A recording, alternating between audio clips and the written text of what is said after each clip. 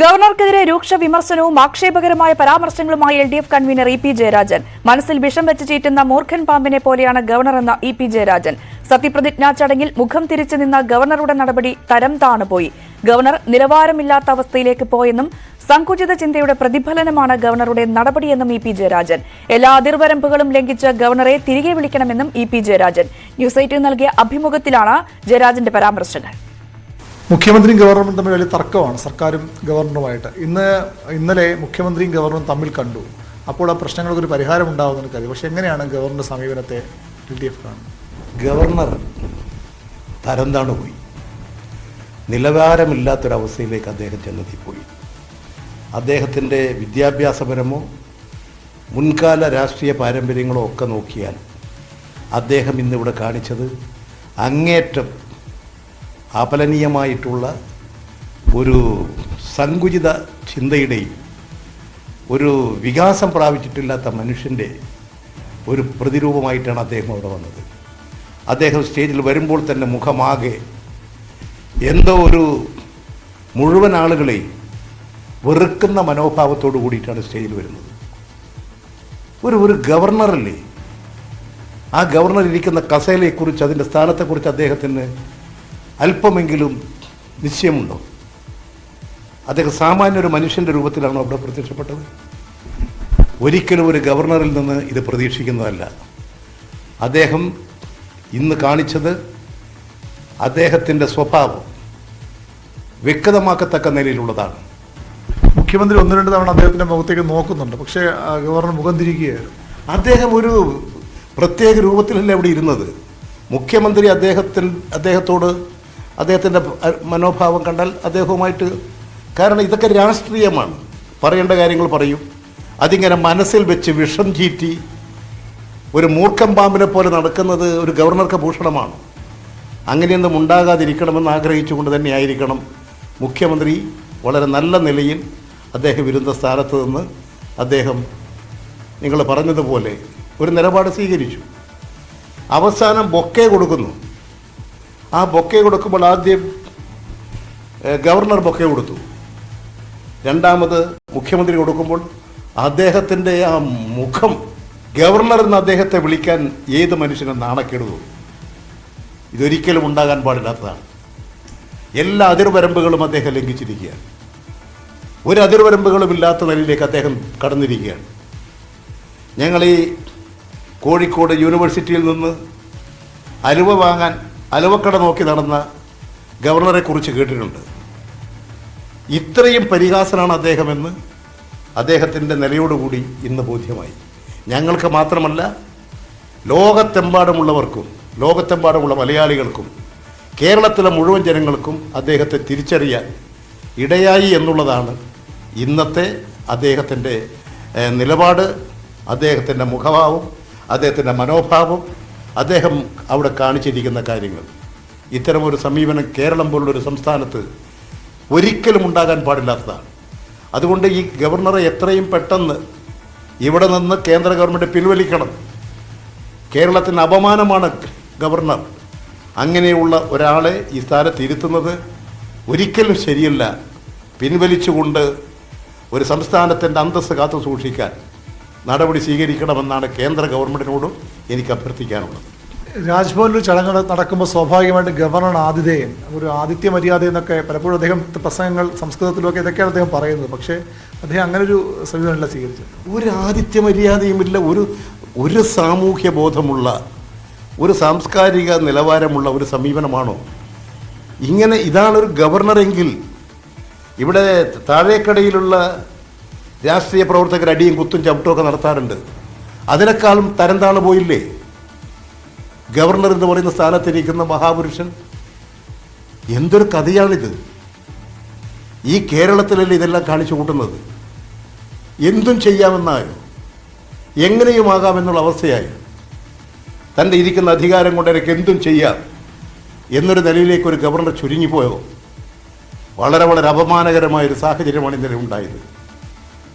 എങ്ങനെ ഇത് മുന്നോട്ട് പോകും? കാരണം ഇനി നയപ്രഖ്യാപന പ്രസംഗം നടത്തേണ്ടി വരും. ഗവർണറുമായി സർക്കാരിന് പല ബില്ലുകൾ സർക്കാരിന് പാസ്സാക്കേണ്ടി വരും. എല്ലാം ഈ സമീപനമാണെങ്കിൽ എങ്ങനെ മുന്നോട്ട് പോകാൻ കഴിയും?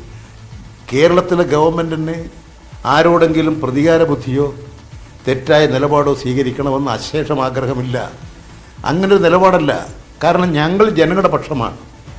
ജനങ്ങളാണ് ഞങ്ങളുടെ യജമാനന്മാർ. ഗവർണർക്ക് ആരെയും നോക്കേണ്ടതില്ല. അദ്ദേഹത്തിൻ്റെ പേരിൽ ഒരു ജനങ്ങളുമില്ല. കേന്ദ്ര ഗവൺമെൻറ് നോമിനേറ്റ് ചെയ്ത് നിശ്ചയിക്കുന്നതാണ്. കേന്ദ്ര ഗവൺമെൻറ് നാളെ പിൻവലിച്ചാൽ അദ്ദേഹം നേരെ കെട്ടും കെട്ടി ഡൽഹിക്ക് പോകണം, ഉത്തർപ്രദേശിലേക്ക് പോകണം. ജനതാല്പര്യങ്ങൾക്കനുസരിച്ച് നിൽക്കുന്നതല്ല ഗവർണർ പദവി. ഇദ്ദേഹത്തിന് എന്ത് നോക്കാൻ? കേന്ദ്രം ഇങ്ങോട്ട് അയച്ചിരിക്കുന്നത്, ഇവിടെ എന്തൊക്കെയോ കാണിച്ചു കൂട്ടിയിരിക്കുന്നത്, RSSുമായിട്ടാണ് ബന്ധം. അവർ പറയുന്നതിനനുസരിച്ച് എല്ലാ വിഡിത്തങ്ങളും വികൃതി വേഷവും കിട്ടുന്നു. മഹാ അപമാനം. EP ജയരാജൻ ഞങ്ങളുടെ പ്രതിനിധി VV അരുണുമായി സംസാരിക്കുകയായിരുന്നു. ഗവർണർക്കെതിരെ രൂക്ഷ വിമർശനമാണ് അദ്ദേഹം ഉന്നയിച്ചിരിക്കുന്നത്. വാർത്തയുടെ വിശദാംശങ്ങൾ അരുൺ തന്നെ പങ്കുവയ്ക്കും. അരുൺ, എന്തായാലും ഇതിനു മുമ്പും ഗവർണർക്കെതിരെ CPM നേതാക്കളും LDF നേതാക്കളും എല്ലാം രൂക്ഷമായ വിമർശനം ഉന്നയിച്ച് രംഗത്ത് വരുന്നതൊക്കെ നമ്മൾ കണ്ടിട്ടുണ്ട്. ഈ നവകേരള സദസ്സിന്റെ ഭാഗമായി ഇപ്പോഴത്തെ മുഖ്യമന്ത്രിയും അത്തരത്തിൽ വിമർശനം ഗവർണർക്കെതിരെ ഉന്നയിക്കുന്നത് നമ്മൾ കണ്ടതാണ്. ഇന്നലത്തെ സത്യപ്രതിജ്ഞാ ചടങ്ങിന് ശേഷം ഗവർണറുടെ സമീപനം, അതിനുശേഷമുള്ള LDF കൺവീനറുടെ പ്രതികരണമാണ് ഇപ്പോൾ കണ്ടത്.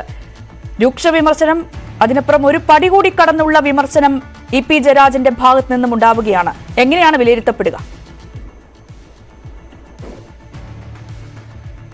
രജനി, സർക്കാരും ഗവർണറും തമ്മിലുള്ള പോര് അതിന്റെ എല്ലാ സീമകളും ലംഘിക്കുന്നു എന്നതിന്റെ തെളിവായി തന്നെ ഇതിനെ കാണണം. ഇന്നലെ ഗവർണർ മുഖ്യമന്ത്രി പങ്കെടുത്ത സത്യപ്രതിജ്ഞ ചടങ്ങിൽ മുഖ്യമന്ത്രിയോട് കാട്ടിയ സമീപനം കടുത്ത അതൃപ്തിയാണ്, കടുത്ത പ്രതിഷേധമാണ് ഇടതു കേന്ദ്രങ്ങൾ ഉണ്ടാക്കിയിട്ടുള്ളത്. ഗവർണർ ഒരു കാരണവശാലും ഇങ്ങനെ പെരുമാറാൻ പാടില്ലാത്തതെന്ന ഒരു പൊതുവികാരമാണ് ഇടതു കേന്ദ്രങ്ങളിൽ പൊതുവിലുള്ളത്. അതിന് കാരണം ഗവർണറുടെ ഔദ്യോഗിക വസതിയായ രാജ്ഭവനിലാണ് ഈ പരിപാടി നടന്നത്, സത്യപ്രതിജ്ഞ ചടങ്ങ് നടന്നത്. ഗവർണറാണ് ഇതിന്റെ ആതിഥേയൻ. മുഖ്യമന്ത്രി ഉൾപ്പെടെയുള്ളവർ എത്തുമ്പോൾ സ്വാഭാവികമായും അവരോട് മര്യാദയ്ക്ക് പെരുമാറേണ്ട ഒരു ബാധ്യത ഗവർണർക്കുണ്ടായത്. അത് ഉണ്ടായില്ല എന്ന വിമർശനമാണ് ഇടതു കേന്ദ്രങ്ങൾ ഉന്നയിക്കുന്നത്. EP ജയരാജൻ വളരെ രൂക്ഷമായ ഭാഷയിലാണ് ഗവർണറെ വിമർശിക്കുന്നത്.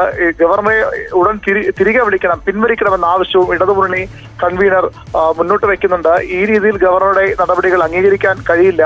ഒരു തരത്തിലും ഗവർണറുമായി ചേർന്നു പോകാൻ കഴിയില്ല എന്ന ഒരു നിലപാടാണ് ഇടതുമുന്നണിക്ക് പൊതുവിൽ ഉള്ളത്. വരും ദിവസങ്ങളിൽ, വരും മണിക്കൂറിൽ കൂടുതൽ പ്രതികരണം ഇതുമായി ബന്ധപ്പെട്ട ഉണ്ടാകും. ഗവർണർ ഇന്ന് തിരികെ മുംബൈയിലേക്ക് പോകുന്നുണ്ട്. ഗവർണർ പ്രതികരണവും ഉണ്ടാകും. ഏത് സാഹചര്യത്തിൽ നമുക്കറിയാം, നേരത്തെയൊക്കെ മുഖ്യമന്ത്രി ഗവർണറുമായി ഇത്തരം തർക്കങ്ങളുണ്ടെങ്കിലും നേരിട്ട് കാണുമ്പോൾ അതൊന്നും ഇരു കൂട്ടരും കാണിച്ചിരുന്നില്ല. ഇന്നലെ മുഖ്യമന്ത്രി 2 തവണ ഗവർണറുടെ മുഖത്തേക്ക് നോക്കാൻ ശ്രമിച്ചു. പക്ഷെ അപ്പോഴൊക്കെ ഗവർണർ മുഖം മാറ്റുന്ന തരത്തിലുള്ള പ്രതികരണമാണ് ഉണ്ടായത്. മാത്രമല്ല, അവിടെ നിന്ന് വളരെ പെട്ടെന്ന് ഈ ചടങ്ങ് പൂർത്തിയാക്കി ഗവർണർ മടങ്ങുകയും ചെയ്തു. ഗവർണർ സാധാരണ ഒരു വേദിയിലേക്ക് വരുമ്പോൾ അവിടെയുള്ള വിശിഷ്ട വ്യക്തികളൊക്കെ നേരിൽ കണ്ട് അവരോട് സംസാരിച്ച് കുശലം പറഞ്ഞ് അഭിവാദ്യം ചെയ്ത ശേഷമാണ് ഗവർണർ ഈ വേദിയിലേക്ക് കയറുക. ഇന്നലെ അതുണ്ടായില്ല. മുഖ്യമന്ത്രി ഗവർണർക്ക് തൊട്ട് പിന്നാലെ വേദിയിലെത്തുമ്പോഴും പരസ്പരം മുഖം കൊടുക്കാതിരിക്കാൻ ഇരുവരും ശ്രദ്ധിച്ചു. മുഖ്യമന്ത്രി നോക്കാൻ ശ്രമിക്കുമ്പോഴും ഗവർണർ മുഖം തിരിക്കുന്നതാണ് കണ്ടത്. അതിനെ തുടർന്നാണ് മുഖ്യമന്ത്രി ചായസത്കാരം മുഖ്യമന്ത്രിയും മന്ത്രിമാരും ബഹിഷ്കരിച്ചത്. അതായത് ഗവർണർ സർക്കാർ പോര്, തർക്കം ഒട്ടും കുറയാതെ തുടരുന്നു, കൂടുതൽ രൂക്ഷമാകും വരും ദിവസങ്ങളിൽ എന്നൊരു സൂചനയാണ്. ഇന്നലെയും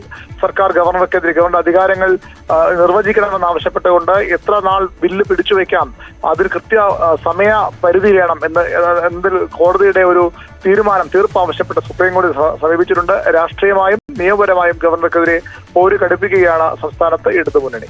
യെസ്, അതാണ്. രാഷ്ട്രീയപരമായും നിയമപരമായും ഇടതുമുന്നണി പോര് കടുപ്പിക്കുന്ന സാഹചര്യമുണ്ട്. കഴിഞ്ഞ ദിവസം സുപ്രീം കോടതിയിലടക്കം അത് ഭേദഗതി ഹർജി നൽകിയപ്പോഴും അങ്ങനെയാണ് സംസ്ഥാനം നിലപാടെടുത്തത്. ഈ ഗവർണർ ബില്ലുകളിൽ ഒപ്പിടുന്ന വിഷയത്തിലടക്കം കൃത്യമായ മാർഗരേഖ പുറത്തിറക്കണമെന്ന രീതിയിലുള്ള ആവശ്യമാണ് കേരളം സുപ്രീം കോടതിയിൽ ഉന്നയിച്ചിരിക്കുന്നത്. ഇവിടെ ഇപ്പോൾ അരുൺ, ഇങ്ങനെ രൂക്ഷഭാഷയിലുള്ള വിമർശനം EP ജയരാജന്റെ ഭാഗത്തു നിന്നും ഉണ്ടാകുന്നു. നേരത്തെ പറഞ്ഞ പോലെ ഒരു പടി കൂടി കടന്നുള്ള വിമർശനമാണ് LDF കൺവീനർ നടത്തിയിട്ടുള്ളത്. ഇനിയിപ്പോൾ സ്വാഭാവികമായും ഈ പോര് രൂക്ഷമായിരിക്കുന്ന സാഹചര്യത്തിൽ ഇന്നിപ്പോൾ ഗവർണർ ഡൽഹിയിൽ എത്തുകയാണെങ്കിൽ മാധ്യമങ്ങളെ കണ്ട് ഒരുപക്ഷെ ഇതിന് മറുപടി പറഞ്ഞേക്കാം. വരും ദിവസങ്ങളിലും ഇങ്ങനെ ശക്തമായ ഭാഷയിൽ ഒരു വിമർശനം LDFന്റെയും CPMന്റെയും നേതാക്കളുടെ ഭാഗത്ത് നമുക്ക് പ്രതീക്ഷിക്കാമല്ലേ? തീർച്ചയായും പിന്മാറ്റം ഇനി ഇക്കാര്യത്തിൽ ഇടതുമുന്നണിയുടെ ഭാഗത്തുണ്ടാകുമെന്ന് പ്രതീക്ഷിക്കാൻ വയ്യ. കാരണം ഗവർണർ സകല പരിധികളും ലംഘിച്ചു മുന്നോട്ട് പോകുന്നു എന്ന വിമർശനമാണ് ഇടതു കേന്ദ്രങ്ങളുടേത്, സർക്കാരിന്റേത്. കാരണം സംസ്ഥാനത്തെ ഭരണഘടനാ സംവിധാനങ്ങൾ എല്ലാം തകരാറിലായി എന്ന് ഗവർണർ പറയുമ്പോൾ സ്വാഭാവികമായും അവിടെ അതിന്റെ അടുത്ത വഴി രാഷ്ട്രപതി ഭരണമാണ്. അത്തരം കാര്യങ്ങളിലേക്ക് ഗവർണറുടെ നീക്കങ്ങൾ ഉണ്ടാകുന്നു, അല്ലെങ്കിൽ അത്തരം ഭീഷണികൾ ഉണ്ടാകുന്നു എന്ന വിലയിരുത്തലാണ് സർക്കാരിനും ഇടതു മുന്നണിക്കുമുള്ളത്. അതുകൊണ്ടാണ് ഒരു പടി കൂടി കടന്നുകൊണ്ട് ഗവർണർ അത്തരത്തിൽ രാഷ്ട്രപതി സമീപിക്കുന്നതിന് മുമ്പ് തന്നെ മുഖ്യമന്ത്രി ഗവർണർ ഭരണഘടനാപരമായ ഉത്തരവാദിത്വം ഉത്തരവാദിത്തങ്ങൾ നിറവേറ്റുന്നില്ല, സംസ്ഥാന സർക്കാരിനെ പ്രവർത്തിക്കാൻ അനുവദിക്കുന്നില്ല എന്ന് പറഞ്ഞുകൊണ്ട് രാഷ്ട്രപതിക്കും പ്രധാനമന്ത്രിക്കും കത്തെഴുതിയത്. സർക്കാരിന് മുന്നിൽ ഇനിയും വെല്ലുവിളികളുണ്ട്. നിയമസഭാ സമ്മേളനം അടുത്ത മാസം ജനുവരി 15 ചേരാൻ സർക്കാർ തീരുമാനിച്ചിരിക്കുകയാണ്. സ്വാഭാവികമായ ഒരു പുതിയ വർഷം നിയമസഭാ സമ്മേളനം ചേരണമെങ്കിൽ നയപ്രഖ്യാപന പ്രസംഗം വേണം. ഗവർണറുടെ നയപ്രഖ്യാപന പ്രസംഗത്തോടെ വേണം സഭാ സമ്മേളനം ചേരേണ്ടത്. കഴിഞ്ഞ വർഷവും ഗവർണർ സർക്കാരിനെ നയപ്രഖ്യാപന പ്രസംഗം നടത്തില്ല എന്ന തരത്തിലുള്ള സൂചനകൾ, വെല്ലുവിളികൾ നടത്തിയിരുന്നു. പിന്നീട് മുഖ്യമന്ത്രി ഗവർണറെ വിളിക്കുകയും അതിലൂടെ ആ തർക്കം മഞ്ഞ് ഉരുകുകയുമായിരുന്നു, സമവായമാവുകയായിരുന്നു. തുടർന്ന് ഗവർണർ സഭയിലെത്തി നയപ്രഖ്യാപന പ്രസംഗം നടത്തി മടങ്ങി. പ്രതിപക്ഷം അവിടെ ഗവർണറെ പിൻവലിക്കണമെന്ന് ആവശ്യപ്പെട്ടുള്ള പ്രമേയം അവതരിപ്പിക്കാൻ ശ്രമിച്ചു. സർക്കാർ അതിനെ എതിർത്തു. അങ്ങനെ ഗവർണറും സർക്കാരും ഒന്നിച്ചു നിന്നുകൊണ്ടാണ് പ്രതിപക്ഷത്തെ ഞാനിപ്പോൾ അരുണിലേക്ക് മടങ്ങിയെത്താം.